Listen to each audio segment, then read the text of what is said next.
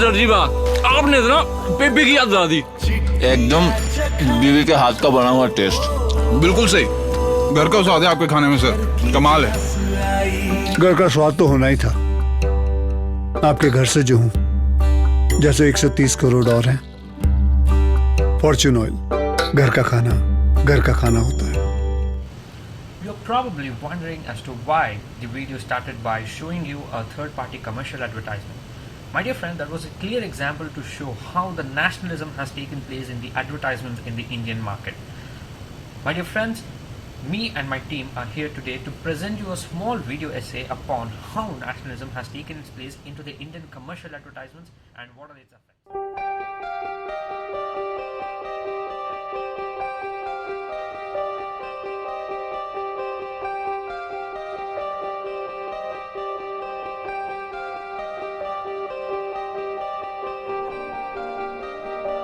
Emotions have obviously been an important tool used by the corporates for the purpose of advertising their products, and the same technique has been used since a very old time. Nevertheless, the use of a nationalism as a part of advertisement began very few years back. However, what exactly do you mean by nationalism? Nationalism is how one would identify himself with or one would associate himself with another nation. He would probably do it by using some kind of a religion or his own culture or his own beliefs to say that yes, this is my nation. And when it comes to nationalism in India, no matter which corner of the country you go to, the term nationalism can be worked out by two different things. One, the Indian Army, and two, the Ayurveda. The main motive of using nationalism as a part of the commercial advertisements is so that a relationship is brought between how you identify yourself with a given nation and the needs of the bourgeois. वाह, फौज का dream और दीदी की fairness cream. जिंदगी में दोनों जरूरी, दम भी, हैंडसम भी। जवान हूँ, फेयर एंड हैंडसम लगाता हूँ। धूप और शेविंग से बना बेजान चेहरा हैंडसम दिखे। बढ़ते रहो, हैंडसम रहो, fair and handsome. We have seen a lot many ads that show an army personnel. For instance, look at this Amul ad after the surgical strike by India against the Pakistan army. Now, some of you might be thinking, what's the problem in it? Well, here is the case. Firstly, they try to inculcate a theme of love and sacrifice for the product. By this, they're taking the credibility of promoting the Indian army. By this, you can say that they try to promote their own brands instead of the Indian army by just playing with the emotions of the people. Secondly, each and every company try to take up this strategy. By this, we get tired and frustrated after watching all this. After some point in time, showing Indian army personnel would not be effective at all. By this time, they would have undermined the values that army personnel possess. These type of ads bring negative publicity to highly disciplined organizations like Indian Army and try to mislead the youth of the nation. In capitalist world, sentiments can be fetished to serve the purpose of the bourgeois. If we take a cursory glance at the commercials today, we can find that many ads such as motorbikes, cement, cooking oil, building tiles, etc. are sold in the name of the Indian Army. Sometimes the imagery is so forced that product makers try to forge connections between them. Advertisements for motorbikes use masculine imagery to equate with the Indian Army. Those notions of strength, chivalry, honor, etc. are being projected as qualities of bike or biker as well. But for products like cooking oil or cement, the analogical rhetoric doesn't work. And so, the selfless, sacrificing image of an army personnel is emphasized.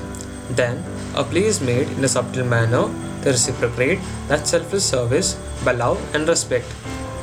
Thus, the material manifestation of such qualities is being advertised. So, next to Indian Army, it is the concept of Ayurveda, which the Indians used to use as a part of nationalism for identifying themselves as Indians. Now, Ayurveda, when talking about Ayurveda, it's something that's being used in the Indian households almost every single day, from the point of using turmeric in your meals, or from the point to the point of using elachi and cardamom and cinnamon in your tea, or using a clove or painkiller when you're having a toothache. Everything has medicinal properties, and the same has been derived out of the concept of Ayurveda, the foundation of which goes back to almost 5,000 years ago at the time of sages and saints in India. So the main concept of Ayurveda is It is a indigenously developed, a Swadeshi concept of medicinal system, and this is something that the Indians hold heartedly out to stay that yes, this is probably something that defines me as an Indian, because this is not something that is going out from another foreign country, just like how we have various products in the market which is brought into by the foreign companies. But today Ayurveda is not just any 5,000-year-old medical system anymore. Today it's being used as a parameter for measuring the purity of the products. Now, for instance, when a company comes into the market and advertises that its product is Ayurvedic, without a doubt, such a product is going to have a substantial growth in terms of a profit, and the growth is going to be tremendous because of the love the people have towards Ayurvedic products. And this is exactly how Patanjali started off, by introducing its products to be 100% Ayurvedic and made of pure natural substances. And by doing so, many Indian products as of now, not just Patanjali in specific, but there are other brands like Dabur as well, which are now able to position themselves competitively with the other Western products, which was not possible for them to do a while before. In my opinion, after a few purchases, emotional purchase decisions are soon replaced by conscious, rational decisions, where the buyer examines the value being delivered and also compares it to competing ads. Advertising initially shapes perceptions and compels people to walk into the stores. But what they take back home from the store are tangible products and tangible services with functional benefits, not just emotional stories. When certain ideas of the nation are used to sell a product, nationalism becomes subservient to capitalism.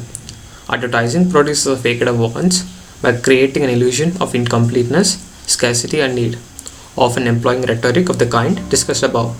It defines emotions like nationalism in their exteriority and tangible manifestation. Effectively, it turns nationalism into a product to be sold in the market.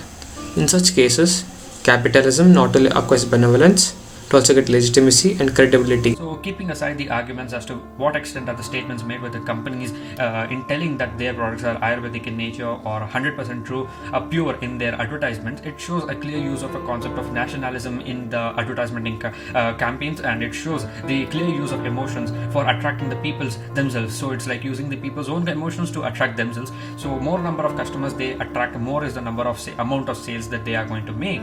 And today, the nationalism has been a widely used concept in the advertisement campaigns by almost every company, and it's not just Ayurvedic products, right from biscuits to toothpaste to shampoos to even shoes and even edible products. Ayurvedic concepts and the Indian Army substance, which was earlier discussed in this video, has been widely used, and it shows that what do we call it as? Or should we call it as kind of a commercialization of the nationalism, or should we call it as a means of proving the Indians to be emotional fools? Because these are the individuals of the customers who are being proactive in purchasing the goods, being attracted by the advertisements which are made by the company, but the same individuals are not paying any kind of interest in making nation a better world. These individuals are not even participating in the nation building progress.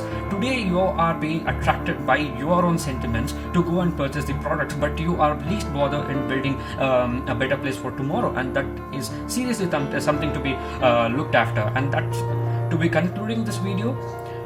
Should we really call this as a commercialization of the nationalism? Should we really call it as the commercialization of the idea as a nation that we used to call ourselves as Indians? Should we consider this as a commercialization? Well, I and my entire team is of an opinion, obviously, that it is a commercialization of the ideologies and the interests of the people of India. But of course, you may have your own interests. So that was a small presentation about how the ideologies of our people is being today utilized in advertising the products, and how it is being commercialized just for the sake of a company's profits. So please be a part of a nation building progress, and than just being a mass of emotional fools who are being attracted by these commercial advertisements. So be more sensible when making a purchase decision, and be more responsible as an Indian citizen for making a better world for tomorrow. Thank you.